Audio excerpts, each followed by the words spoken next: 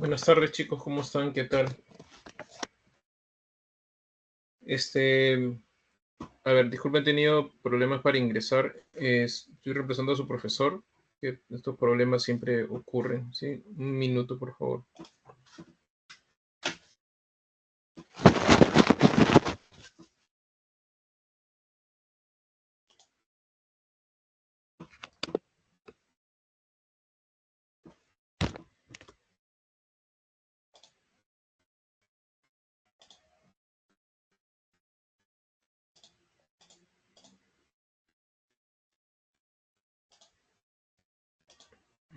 A ver, un minuto. Voy a subir el PPT. A ver, un minuto, ¿eh?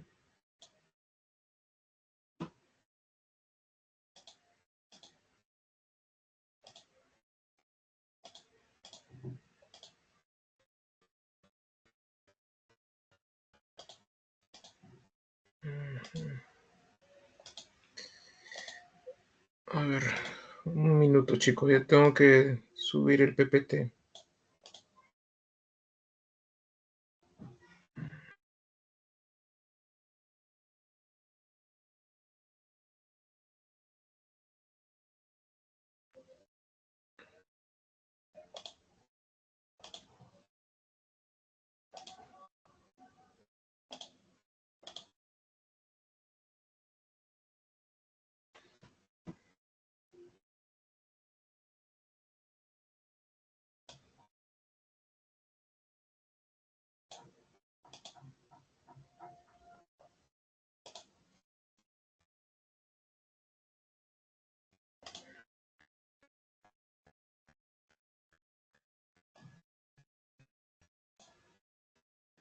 A ver. Ay, Dios mío, no sube el PPT.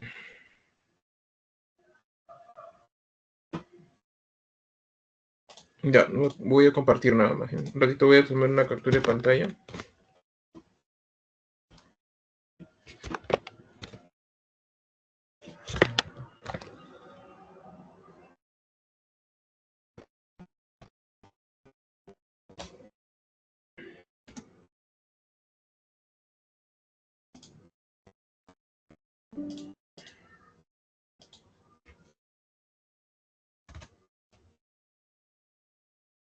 Ya, chicos, a ver. A ver, ya, compartiré la pantalla nomás. No sé por qué. Bien, chicos, vamos a ver la semana 15, ¿sí? En relación a lo que es eh, la vanguardia. ¿Se escucha, por favor? Sí se escucha, ¿no? Sí se escucha, profesor. Sí se escucha, profe. Gracias. Muchas gracias. Bien, vamos a ver lo que corresponde a lo que es la vanguardia. Disculpen la demora, insisto, es un problema tecnológico. Vamos a ver lo que es la vanguardia y explicar un poco los diferentes conceptos para poder entender qué cosa se trata de dar a entender con el aspecto de la vanguardia, ¿sí? En primera instancia, lo que tenemos que comprender qué es lo que pasa en Europa, ¿no? A finales del siglo XIX, es decir, 1880 hacia adelante, ¿no? En Europa, para poder entender qué es la vanguardia, ¿no? En 1880 hacia adelante, ¿no? Europa está viviendo una época que se le conoce como la Belle Époque, ¿no? Es decir, la bella época europea, ¿no? Durante ese tiempo, lo que comienza a suceder es que los diferentes países europeos, sobre todo los que son monarquías, ¿no? O las llamadas potencias, ¿no? Están teniendo un auge imperial, ¿no? Es decir, tienes a Inglaterra, ¿no? Con la era victoriana, ¿no? Colonizando países, ¿no? Como Asia, África, por ejemplo, ¿no? Expediciones, viajes también, ¿no? Se redescubren las culturas antiguas, ¿no?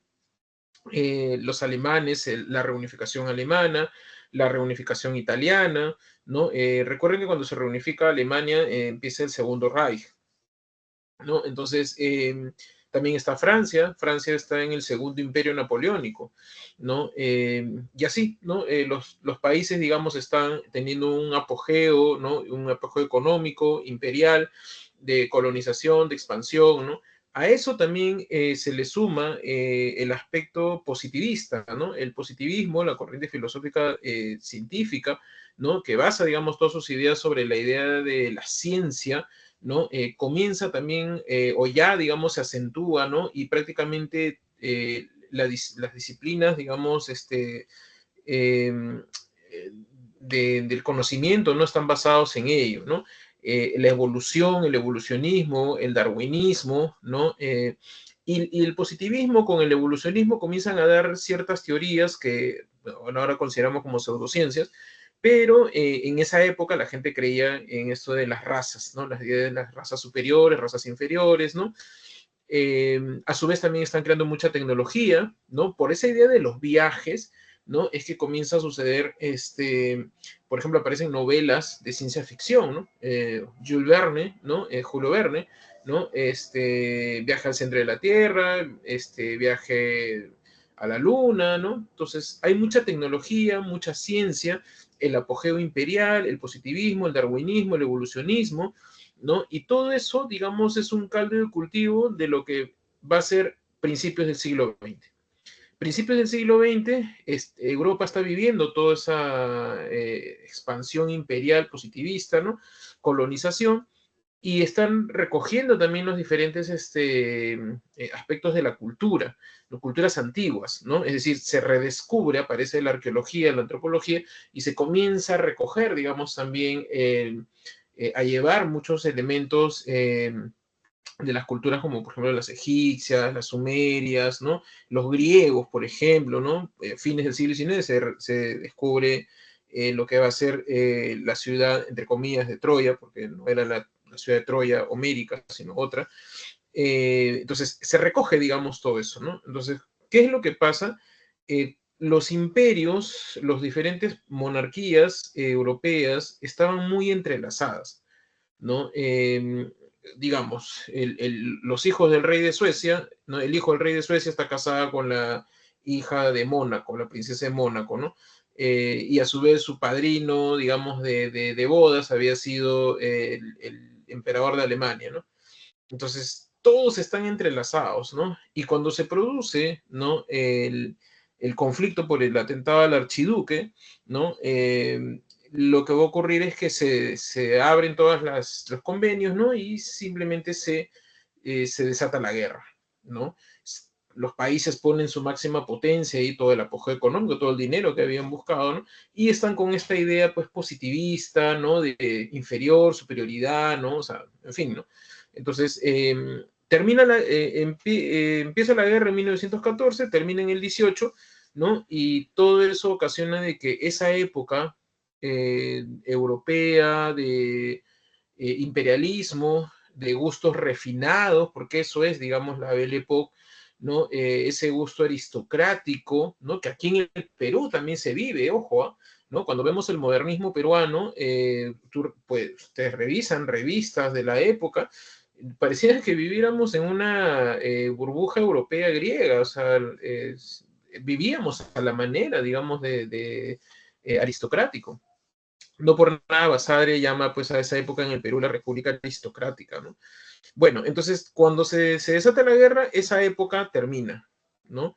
Y termina la guerra y entonces empieza todo un cuestionamiento, ¿no? ¿A qué cosa? A la sociedad europea, a la aristocracia que generó el conflicto, ¿no? De la guerra, el positivismo que creó ciencia para crear armas destructivas, ¿no? El pensamiento aristocrático, ¿no? El dinero sobre todo, ¿no?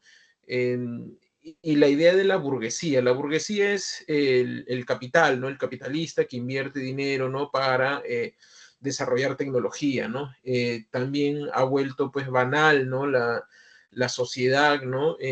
Con su arte, ¿no? El realismo, el naturalismo, ¿no? Entonces, todo eso se comienza a cuestionar, ¿no? Entonces, de pronto, en la década del 20, se están sintiendo que los países otra vez están entrando en conflicto, ¿no?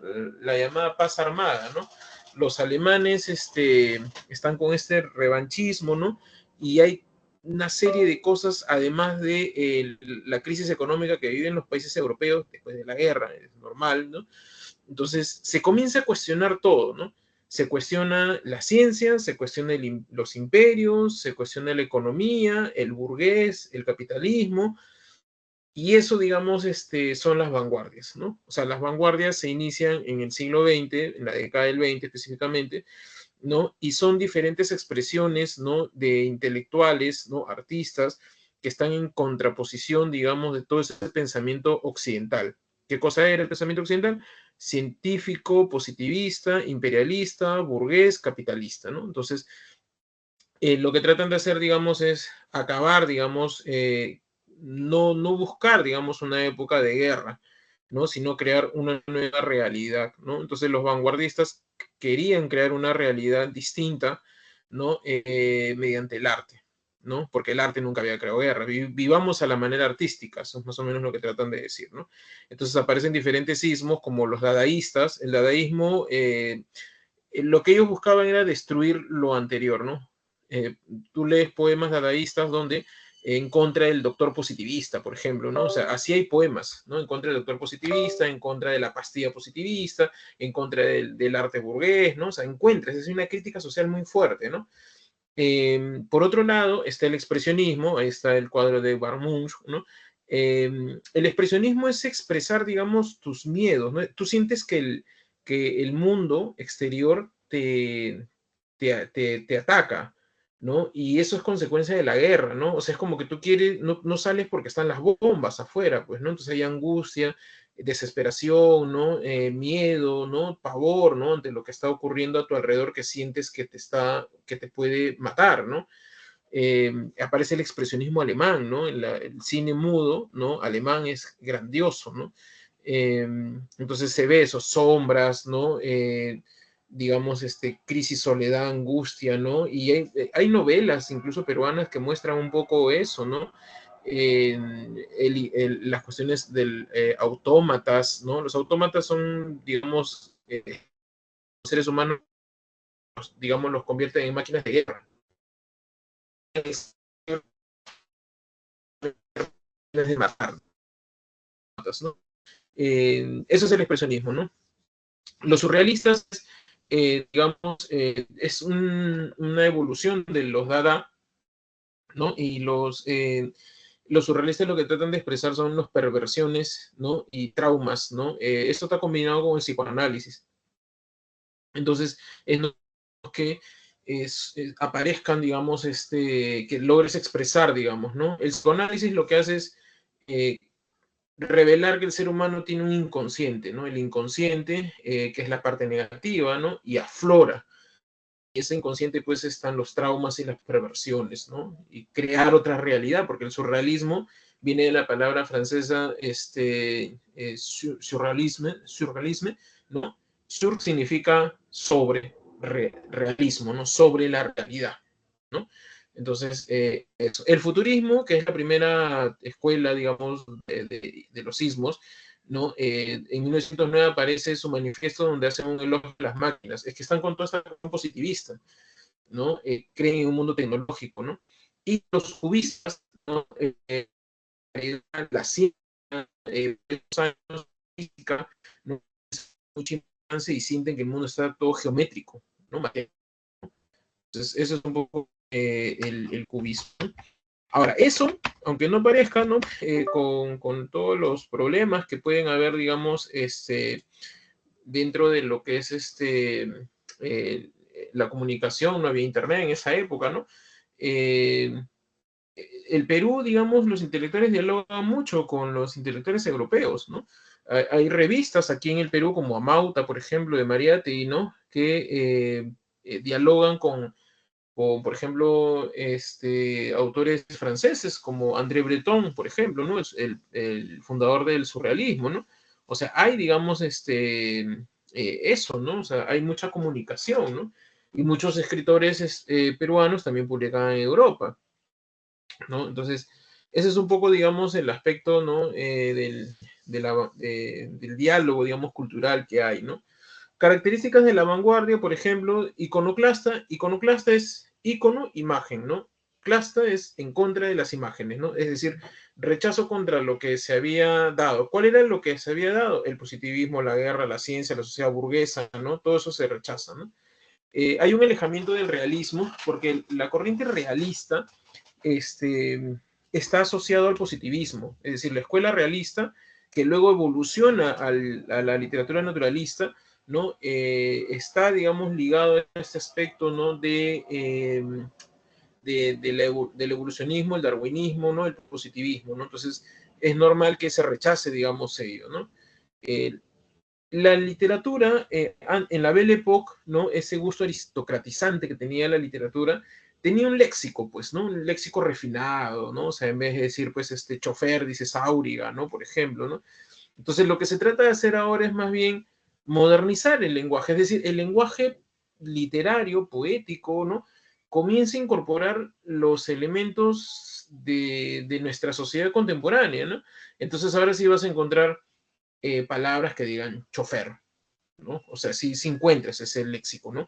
Ya no dices fontana, sino dices caño, por ejemplo, ¿no?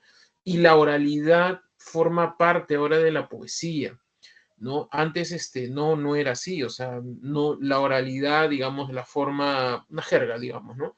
O las onomatopeyas no encontrabas en la poesía, ¿no? Entonces ahora comienza a ser parte, digamos, de ello, ¿no? Eh, También, ¿no? El inconsciente, lo que les dije, ¿no? Del psicoanálisis, Freud, ¿no? Sigmund Freud, ¿no? Había, pues, descubierto, digamos, el inconsciente, ¿no? Entonces, eso es lo que nosotros encontramos en ello, ¿no? Por ejemplo, ahí está César Moro, que tiene, pues, es un poeta surrealista peruano, y encontramos ahí, por ejemplo, ¿no? Esa combinación de elementos que en primera instancia puede ser que no entendamos, ¿no? Dice, ¿no? Con tus venas de arco de violín, ¿no? O sea, combinas dos elementos que están inconexos, ¿no? Y es porque justamente como se nota una sociedad de caos, ¿no? Se une, ¿no? Venas de arco de violín, ¿no?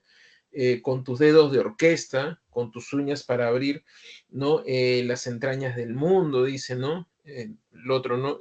Bueno, igual porque han puesto el mismo. Bueno, ya. Y eso, digamos, también, ¿no? Se puede representar, ¿no? Dentro de ello, ¿no? Otras características más, ¿no? Por ejemplo, la experimentación, ¿no? Por ejemplo, la tecnología, las máquinas, ¿no? Ahora son elementos bellos, ¿no? Filippo Tommaso Marinetti, ¿no? Había mencionado de que un motor de carro es mucho más bello que una estatua, ¿no? Griega, por ejemplo, ¿no? O sea, ya la concepción estética se ha dejado, tradicional, se ha dejado de lado, porque recuerden que veníamos del modernismo, ¿no? De la época europea, donde, digamos, les gustaba el arte antiguo, aristocrático, y ahora ya no es así, ¿no? Puede ser de que de repente, como les digo, un motor de carro, ¿no? O, no sé, algo totalmente desaliñado, ¿no? Les guste, ¿no? Como ves ahí en el poema de Carlos Oquendo Damag, ¿no? Encuentras el nivel espacial del poema, ¿no? Que se deja de lado el poema tradicional, de repente con estrofas, ¿no? Ahora verás que los poemas forman imágenes, ¿no? Imágenes, ¿no? Que van de acuerdo a lo que se está anunciando, ¿no? Por ejemplo, dice película esportiva pasada 2 veces, los perfumes abre álbum, ¿no? Está como que abre álbum, ¿no? Entonces está dando la imagen de abrir algo, digamos, ¿no? ¿Somos conscientes de vivir una sociedad tecnológica? Sí, ¿no? No sé si se ve acá. No, aquí no se ve. Hay un poema donde, por ejemplo, Kendo dice rayos X, ¿no? Por ejemplo, ¿no? Entonces, digamos, está tratando de mostrar de que vivimos en ello, ¿no? O, por ejemplo, hay un poema de Oquendo que dice, tienes un cine en tu mejilla, ¿no? ¿No? O sea, con esta cuestión de la tecnología, ¿no? El empleo del verso libre, es decir, el poema que ya no utiliza métrica ni rima, ¿no? Hay mucha experimentación, ¿no? Entre la oralidad, como les mencionaba, ¿no?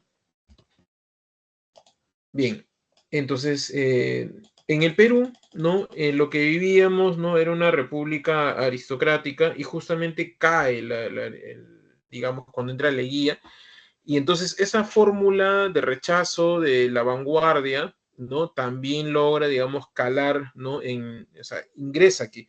También tiene que ver porque muchos de estos escritores viajaron a Europa, ¿no? Vallejo viajó a España, luego a Francia, ¿no? Donde le reeditan Trilce, por ejemplo, ¿no? Carlos Oquendo Damán murió en España, ¿no? Se fue allá, ¿no? César Moro se fue a Francia, fue parte del grupo surrealista, ¿no? Y Emilio Adolfo Westphalen estuvo en México, igual que César Moro también, ¿no? Y hay otro poeta que no lo han puesto, que es Xavier Abril, que también estuvo en España, ¿no? Muchos de los escritores latinoamericanos, por ejemplo, Jorge Luis Borges, ¿no? También viajaban a Europa. Borges estaba en España, ¿no? Donde funda una escuela, un ismo, no recuerdo ahorita bien, el ultraísmo, ¿no? Funda la revista Ultraísta. Vicente Huidobro, el poeta chileno, por ejemplo, está en Francia, escribe poesía en francés, igual que César Moro, por ejemplo, ¿no? Entonces, los escritores latinoamericanos están viviendo allá, ¿no? Y como viven, están con toda la influencia vanguardista y tenían mucha conexión con lo que ocurría acá y enviaban poemas, enviaban traducciones, ¿no? Es por eso que también cuando se fundan revistas como Amauta, tenían estas conexiones y muchos escritores europeos, artistas, ¿no? Pintores, escultores, publicaban, ¿no? Dentro de lo que es Amauta y a la vez los escritores peruanos también, ¿no? Entonces las revistas son muy importantes, ¿no? Por ejemplo, como en Amauta tú podías encontrar un poeta puneño, la gran vanguardia puneña, ¿no? Que publicaba, ¿no? Y a su vez también publicaba escritores argentinos, escritores chilenos, escritores franceses, escritores alemanes, ¿no? Y la revista se leía en Europa, ¿no? El circuito, digamos, literario, ¿no? Y acá también, ¿no? Entonces había toda esa divulgación, ¿no? De ello, ¿no? Entonces, lo que nosotros tenemos como literatura, ¿no? Es la gran vanguardia, la poesía peruana vanguardista, ¿no? Es una de las mejores, ¿no? O sea, digamos, ¿no? De todo lo que tenemos, ¿no? La vanguardia peruana es lo mejor, sinceramente, ¿no? O sea, creo que es algo máximo que es inigualable, ¿no? O sea, los poemarios realmente son impresionantes, ¿no? No hay comparación, ¿no? O sea, no existe, digamos, otra época parecida de estos genios, ¿no? Nosotros tenemos una gran tradición de poetas, ¿no? Más que narradores incluso, ¿no? Poetas, ¿no? Bueno, y ahí entre muchos poetas hay muchísimos más, ¿no? Encontramos a César Vallejo, ¿no? Vallejo es uno de los grandes, ¿no? Por mi parte, yo me quedo con Trilce, ¿no? O sea, Trilce para mí es uno de los, el gran poemario de vanguardia, ¿no? Claro, hay otros también, ¿no? Que también me gustan, pero Trilce, yo siempre vuelvo a Trilce, ¿no? Trilce me parece un libro extraordinario, ¿no? Genial, ¿no?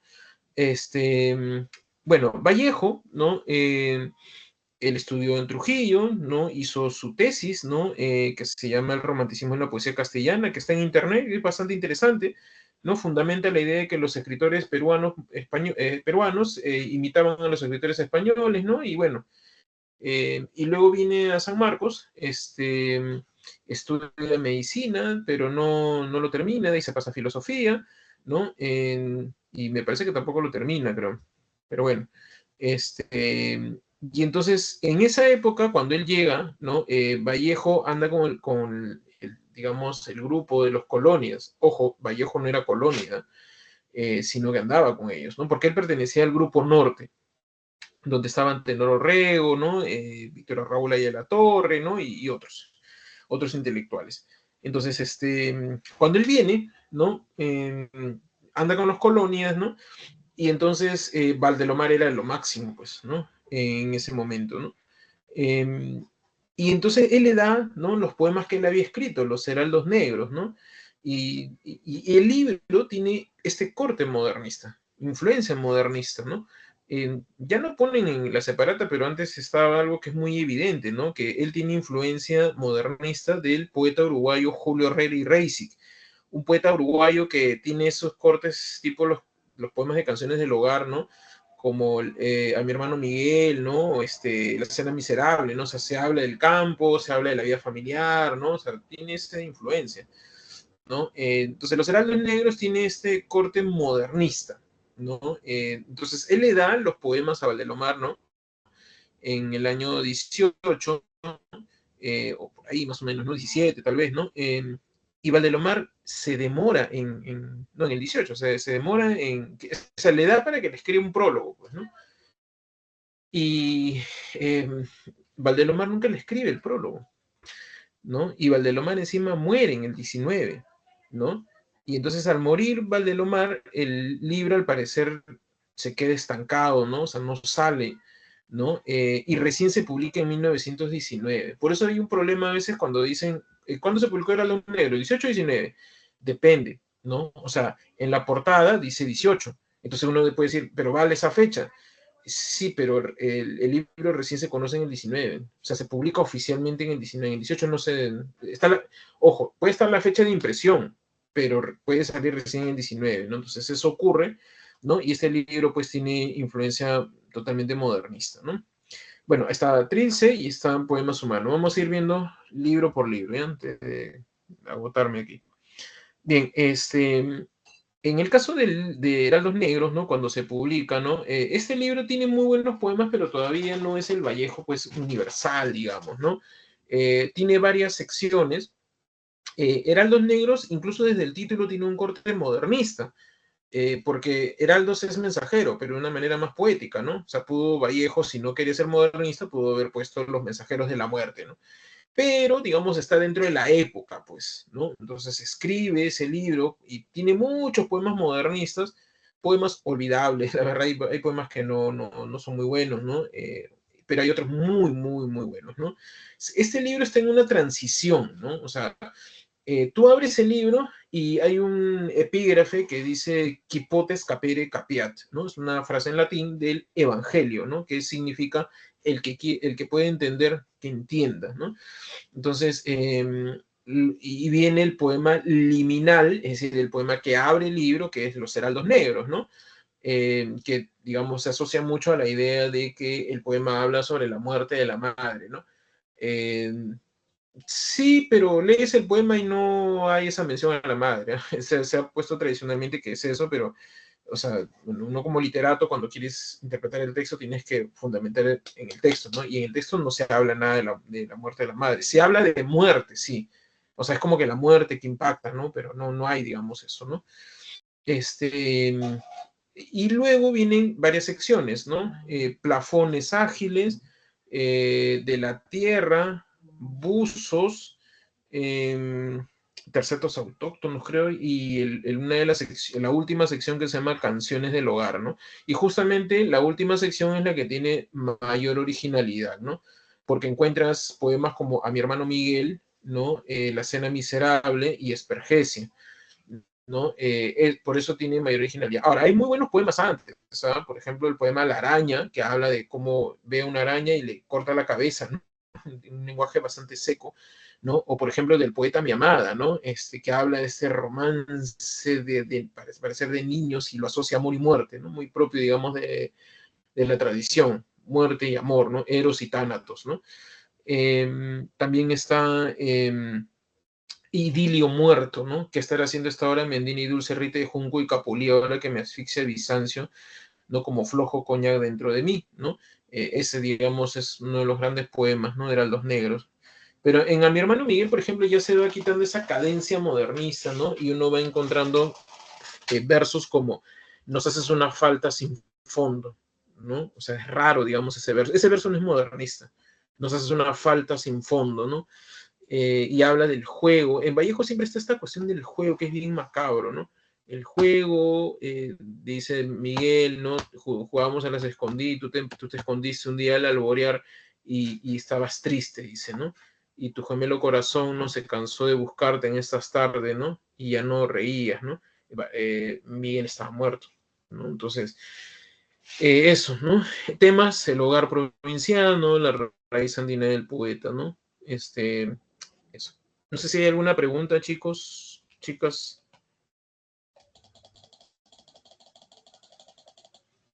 Todo claro, profesor. Muchas gracias. Sí se ve el PPT, ¿no? Sí se ve.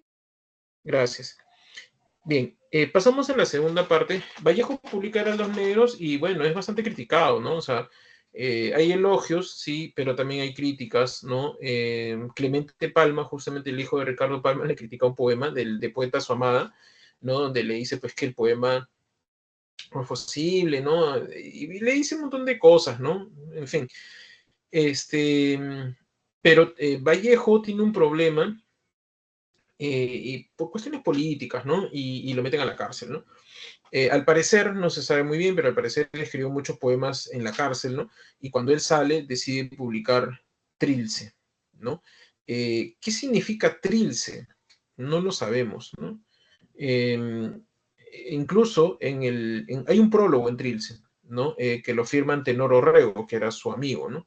Y entonces, no sé si ahí una carta, creo que ahí lo ponen, ¿qué significa Trilce, no? Y Vallejo le contesta, que él no sabe ni siquiera qué significa Trilce, ¿no? Porque él dice, sí, son cartas, me acuerdo. Antenor Orrego le dice, digamos, el título ha generado, es un libro difícil, pero es un libro, el título es muy intrigante, ¿qué significa? Y él le dice, no lo sé, no sé qué significa, ¿no? Entonces no sabemos realmente qué significa Trilce, ¿no? Y entonces, ¿de dónde sale la idea, no? Triste y dulce. Bueno, esos son los biógrafos de Vallejo que dicen que hizo eso, ¿no? En fin, ¿no? Pero son parte de la biografía que es especulación, ¿no? Entonces, bueno, lo que va a ocurrir, digamos, en Trilce es que no se entiende el libro, ¿no? El libro estaba muy adelantado a su época, ¿no? Entonces, recuerden que en esa época lo que se está leyendo, o sea, estamos en la vanguardia, pero también hay que entender que es una época que la gente leía mucho modernismo, ¿sí? Porque era la corriente, lo modernista era lo que se leía, ¿no? Entonces, no es tan fácil aceptar. Claro, hay muchos poemarios vanguardistas, pero era como que una lucha entre eso y el modernismo que era imperante, ¿no? ¿No? La educación era modernista, o sea, en los colegios te enseñaban modernismo, el público mayoritario leía modernismo, claro, el circuito de poetas, que era poco, ¿no? Ellos ya estaban en otra cosa, ¿no? Entonces, por eso es que no se entiende el libro, ¿no? Vallejo, después de esto, se va a España, ¿no? Y allá en España se publica la segunda edición de Trilce. Se junta con la generación del 27 y ellos le reeditan Trilce. Me parece que es en el 27, creo, 26, no recuerdo bien. Y ellos le reeditan Trilce porque ellos sí lo entienden, ¿no? ¿Qué muestra, digamos, este libro? La ruptura de la sintaxis, ¿no? Es decir, sabe, ¿no? Sujeto, verbo, y complemento, ¿no? A veces el complemento puede, digamos, no solamente es que digamos, se cambian las posiciones que el verbo está al final, sino que, por ejemplo, los pronombres, ¿no? Ustedes saben, por ejemplo, cuando dices, mañana nos vemos, el nos, ¿no? Siempre va antes del verbo, ¿no? Y en este caso, a veces va después, ¿no? Algunos dicen que Vallejo tiene influencia alemana. No lo sabemos, porque no sabemos si Vallejo leyó a los alemanes, ¿no? Porque Vallejo tiene unas rupturas de los verbos, ¿no? De los pronombres, que curiosamente en alemán hay unos verbos que se parten y uno se queda en la mitad de la oración y el otro se va al final. Eso es la lengua alemana, ¿no? Algo que no existe en lengua española, ¿no? Pero me hace recordar mucho los poemas de Vallejo que hace esa ruptura, ¿no? Aparte que el libro también juega mucho con la ortografía, ¿no? Altera las ortografías. Era como una especie de socavar, digamos, la lengua española, ¿no? Porque también en la década del 20 en el Perú, lo que pasa es que está reinando, digamos, o está, mejor dicho, entrando en debate, ¿no? El aspecto de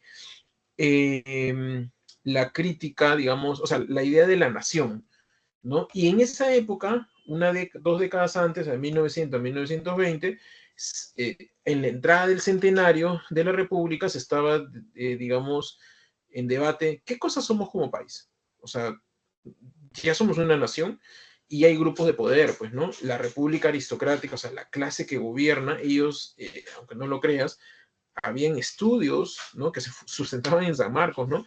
Donde te decían explícitamente, ¿no? Que el carácter de la literatura, ¿no? Es español, ¿no? Es español. O sea, nuestra literatura peruana, nuestra nación, es una nación española, ¿no? Porque hablamos la lengua del conquistador, ¿no? Y por las características de la literatura que tiene influencia española, y como nuestros románticos, por ejemplo, imitaban a los españoles, entonces nosotros éramos españoles también, ¿no? O sea, nuestra nación, ¿no? Eh, por eso creo que Vallejo cuando decide alterar la ortografía también es por eso, es como tratar de socavar esa idea, ¿no? De que a partir de la lengua es que nosotros, ¿no? Somos españoles, ¿no? Nuestra nación viene de lo español, ¿no? Y hay muchos que tratan de transgredir eso, ¿no? Y se alejan, ¿no? De esa idea, ¿no? Entonces, eso, ¿no? Y por supuesto el lenguaje poético se amplía bastante, porque Vallejo, como había estudiado filosofía, había estudiado medicina, ¿no? Y entonces comienza a incorporar, ¿no? Huesos húmeros, por ejemplo, ¿no? Bicardiaco, palabras, ¿no? Dicotiledón, como este poema de Trilce, el poema 5, grupo dicotiledón, desde el Petreles a valoreados de heterogeneidad, ¿no? O de Hayes, ¿no? Grupo de los dos cotiledones, ¿no? O sea, es un lenguaje muy científico, digamos, ¿no? Pero en lo que les he dicho, en realidad es la polinización, ¿no? Que hacen algunas aves, ¿no? O sea, que pican, ¿no? Una flor y van a otra flor y echan el polen, ¿no? Eso es el grupo de los dos cotiledones, el poema 5 de Trilce, ¿no? Eh, y temas, la cárcel, ¿no? Hay, por ejemplo, las cuatro paredes salpicantes, ¿no? En uno de los poemas de Trilce, ¿no? La madre muerta, ¿no? Y en un poema, no me acuerdo si es el 28, ¿no? He almorzado solo ahora y no hay ni el sírvete materno, ¿no? Digamos, el poeta ha regresado y a la casa, la madre está muerta y ya no escucha la voz de la madre que le dice, sírvete, hijo, ¿no? Ya no está el sírvete materno, ¿no? O el sírvete materno que no sale de la tumba, dice, ¿no? O recuerda a la madre, ¿no? La madre es la casa, ¿no? Y ahora que la madre está muerta, como dice Vallejo en ese poema, así muerte inmortal, ¿no? O sea, en la casa está plasmada, ¿no? Y cuando la madre está muerta, el hogar está muerto, ¿no? Entonces, poemas de Trilce son bastante tristes en ese aspecto, ¿sí? Bien. Acá está lo de la sintaxis, ¿no? Por ejemplo, ya no hay signos de puntuación, no hay comas, por ejemplo, ¿no? Y eso, ¿no? Por ejemplo, gallos cancionan escarbando en vano. Cancionan no existe, o sea, no es un verbo, ¿no? O sea, no existe yo canciono, tú cancionas, él canciona, ¿no? No existe. Entonces ahí está, como ven, se está creando un neologismo, ¿no? Está alterando la palabra, ¿no? Por ejemplo, la oralidad que les había mencionado, ¿no? En este poema 32, ¿no? 999 calorías, rum, terraf, ¿no? Rach, chach, serpentinica, o del bizcochero, en jirafal, tímpano, ¿no? Es todo el sonido onomatopéyico, ¿no? ¿Quién como los hielos? Este es el llamado poema del heladero, ¿no? Supuestamente el helado es 999 calorías, el sonido del heladero, ¿no? Y dice, ¿quién como los hielos? Pero no, ¿quién como lo que va ni más ni menos? ¿Quién como el justo medio? 1000 calorías, a su ley ríe su gran cachaza el firmamento gringo, es decir, el cielo, como actualmente que el sol es insoportable, baja el sol empavado y le alborotan los cascos, la cabeza, al más frío, ¿no? Remede el cuco, Royce, tierno autocarril móvil de ser que corre hasta la playa. No he puesto todo el poema, pero en un momento dice, y esta pluma con que escribo se troncha, ¿no? Mejor no digo nada, 999 calorías, ¿no? Y algo así, ¿no? Más o menos termina. Bueno, ya Vallejo, estando ahí en España, ¿no? Comienza a escribir una serie de poemas que él no publica. Él no llega a publicar estos poemas. Luego se va a Francia y conoce a Georgette Philippard, ¿no? Su esposa francesa, y estando allá en Francia se desata la Guerra Civil Española, del 36 al 39. Y Vallejo, como recuerda que en la generación del 27 le había reeditado Trilce, ¿no? Quería mucho al país, le escribe un poema, ¿no? Un largo, o sea, un libro para los soldados de la República que estaban luchando en contra del fascismo, ¿no? Y que se llama España aparta de mí este cáliz, ¿no? Un libro, digamos, donde uno recuerda el poema Masa, ¿no? No poder hacer nada contra la muerte, ¿no? Tanto amor y no se puede hacer nada contra la muerte, ¿no? Eh, y sigue escribiendo, ¿no? Poemas humanos, ¿no? Bien, a ver, en Masa, por ejemplo, ¿no? Este famoso poema, ¿no? Acá, ¿dónde está? Acá está, ¿no? En la tercera estrofa dice, tanto amor y no poder nada contra la muerte, ¿no? Eh, y este poemario, ¿no? Tiene como eje central el tema de la Guerra Civil Española, ¿no? O sea, ese es su tema, ¿no? En todos los poemas, hay poemas bastante largos, ¿no? El autor expresa su compromiso con la República Española, ¿no? bueno, como les digo, sigue escribiendo poemas, él ya no publica y Vallejo muere en el 39, ¿no? Según Georgette, ¿no? Philippard, ¿no? Ella no sabía digamos, no lograba comprender la trascendencia de Vallejo, ¿no? Eh, Vallejo en un momento medio que pasa o sea, desaparece un poco su imagen, ¿no? Y en los años 40 nuevamente se vuelve a retomar, ¿no? La idea de Vallejo, ¿no? Y entonces Georgette, ¿no? Viaja a Raúl Porras Barrenechea, ¿no? Allá, y entonces junto con Georgette, ¿no? Buscan todos los poemas que había escrito Vallejo y no había publicado, ¿no? Y encuentran una serie de poemas, ¿no? Que Vallejo lo había dejado listo, digamos, ¿no? Y con un título, ¿no? Digamos, eh, poemas en París, nómina de huesos, ¿no? Poemas humanos. El primer título era Poemas humanos, ¿no? Un título tentativo, ¿no? Entonces, digamos, ellos deciden tomar el primer título, y que era muy acorde, digamos, a la temática, ¿no? El libro que él había escrito para los soldados de la República España, Pardamis de Cáliz, se pierde. O sea, se edita, ¿no? Se da la imprenta y se pierde el libro. Se encuentra después, que en los años 50 se encuentra en una abadía, en una iglesia, ¿no? Y ahí se reedita nuevamente, ¿no? España aparta mi este cáliz, ¿no? Y Poemas Humanos se edita, ¿no? Y entre los temas está la pobreza, el cuerpo siempre sometido al dolor, ¿no? Como piedra negra sobre una piedra blanca, ¿no? Le pegaban todos sin que él les haga nada, ¿no? O sea, ¿no? Por ejemplo, ¿no? El compromiso político y muchos poemas. Mucha gente le gusta Poemas Humanos porque tiene un lenguaje muy sencillo a diferencia de Trilce, ¿no? Una cosa es escuchar, ay, hermanos, muchísimo, muchísimo que hacer, y otra cosa es escuchar Grupo de los dos cotiledones desde el Petrel a Valoreados de Heterogeneidad, ¿no? O sea, eh, por eso la gente se queda mucho con Poemas Humanos. Y Heraldos Negros, si bien hay muchos poemas bastante, entre comillas, sencillos, tiene un lenguaje todavía muy poético, ¿no? En cambio, Trilce sí es bastante, no es muy difícil, ¿no? Pero un libro bastante complicado, ¿no? Porque no estás acostumbrado, ¿no? O sea, uno a veces tiene la idea de la poesía como algo que tiene que deleitarte, ¿no? Entonces, de pronto encuentras un poema como 999 calorías, ¿no? Y es como que te choca un poco, ¿no? La idea del trabajo. Recuerda que Vallejo era marxista, ¿no? Entonces está siempre la idea del trabajo, la colectividad, ¿no? Vallejo es ateo, pero su ateísmo hace que él se pregunte por qué no existe Dios, ¿no? ¿Por qué no se manifiesta? En todo caso, no si existe, ¿no? Entonces siempre está esta idea, ¿eh? El estilo, digamos, de Poemas Humanos está dentro de lo que son las oposiciones, ¿no? O sea, por ejemplo, en unos versos te puede decir, y el rico, ¿no? Que caminaba con su hambre, ¿no? Por ejemplo, ahí estás, ves la oposición, ¿no? Hay un poema que se llama, no recuerdo el título, pero más o menos dice completamente todo, completamente nada, completamente ayer, completamente hoy, ¿no? Completamente nunca, completamente siempre. Entonces siempre hay esas oposiciones, ¿no? Conversación cotidiana, por eso el lenguaje es muy sencillo, muy dramático. Eh, por ejemplo, hay unos poemas que hablan sobre la religión, ¿no?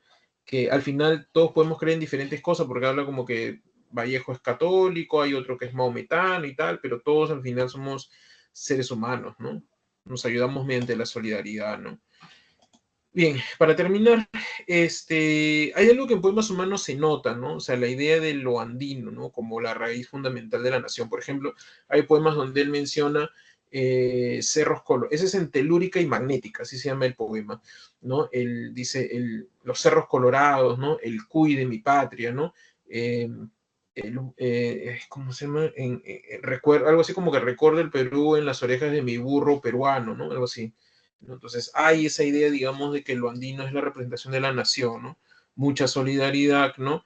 El pobre, ¿no? La colectividad, ¿no? Esa es una cuestión muy marxista, ¿no? De eso, siempre está presente, ¿no? Y las imágenes corporales están, por eso es que le ponen poemas humanos, hay tobillos, diafragmas, pómulos, siempre se mencionan, digamos, esos elementos, ¿no?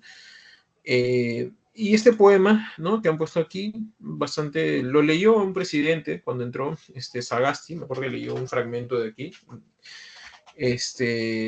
cuando terminó su discurso, cuando asumió el poder, ¿no? Dice, considerando sus documentos generales y mirando con lentes aquel certificado que prueba que nació muy pequeñito, le hago una seña, viene y le doy un abrazo, emocionado. ¿Qué más da? Emocionado, emocionado, ¿no? Eso es de Poemas Humanos. Muy bien, chicos, chicas. Disculpen nuevamente la demora, ¿no? Esta tecnología a veces impide, digamos, poder. Espero que se haya entendido, ¿no? La clase. Estas son las claves, ¿sí? Y nada, justo a tiempo, ¿no? Bien, ¿alguna consulta, alguna pregunta, chicos? Su profesor ya va a venir la siguiente semana, ¿ha tenido algún inconveniente? Profesor, la ortografía caprichosa de parte de César Vallejo, ¿en qué consistía? En la alteración de, digamos, de las grafías, por ejemplo, por decir, ¿no? En vez de escribir a ver, hoy con H, lo escribe sin la H, ¿no? En vez de escribir con I latina, ¿no? Perdón, con Y, ¿no? Lo escribe con I latina, ¿no? Entonces altera la sintaxis, perdón, altera la ortografía, ¿no? La idea también de tildar palabras que no son tildadas. ¿Por qué tilda? Porque de alguna manera quiere generar un acento, pero también es alterar la lengua española. Y como les había mencionado, eso tiene un trasfondo, porque los intelectuales de aquella época tenían la idea de que nosotros nuestra nación era española porque hablábamos la lengua española, ¿no? Entonces también es una manera de socavar esa imagen, ¿no? Se trata más bien de mostrar de que la nación es peruana, ¿no? O sea, y tiene su raíz en lo andino, no en lo español, como decían los modernistas peruanos, ¿no? Por eso es que se altera también, ¿no? Pero es cambiar las grafías, las tildes, ¿no? Y otras cosas, ¿no? Ok, profesor, muchas gracias. Muy bien. Bueno, chicos, chicas, muchísimas gracias y nos vemos. Profesor, Cuídense mucho. Sí, dime. Sí. una pregunta, ¿me podría volver a explicar sobre el dadaísmo, por favor? Sí, el dadaísmo es una escuela poética, ¿no? Que critica, digamos, los cimientos occidentales, es decir, los paradigmas occidentales. Era una escuela que criticaba, su lema es destruir, ¿no? Destruir lo anterior, ¿no? Para empezar algo nuevo, ¿no? Entonces se iba en contra del positivismo, criticaba duramente a la ciencia, criticaba a la burguesía, a la economía, al capitalismo, porque ellos consideraban que todo eso había originado la Primera Guerra. O sea, la sociedad que ellos viven de guerra es porque todos esos factores han generado eso. Entonces, lo que se busca es más bien no criticar eso, ¿no? Socavar eso, ¿no? Eso es el Dada. O sea, la escuela dadaísta te propugna eso a través de su arte, contra las convenciones artísticas también, ¿no? Porque esa convención artística que ellos vivían venía de la burguesía, venía de la Belle Époque europea, ¿no? Entonces criticar, socavar esa imagen era destruir todo eso para empezar algo nuevo, ¿no? Entonces su arte, su poesía, su escultura, pintura generaban eso y tú ves arte dadaísta o poesía dadaísta y son cosas que pareciera que no tienen sentido. Si buscas por ahí pintura dadaísta o arte dadaísta, te vas a dar cuenta que es como que algo que no tiene lógica, ¿no? Eso es más o menos el dadaísmo. Sí. Muchas gracias, profesor. De nada. Gracias. Nos vemos, chicas, chicos. Cuídense mucho. Gracias, profesor, cuídese. Hasta luego, profe. Gracias. Cuídense. Gracias.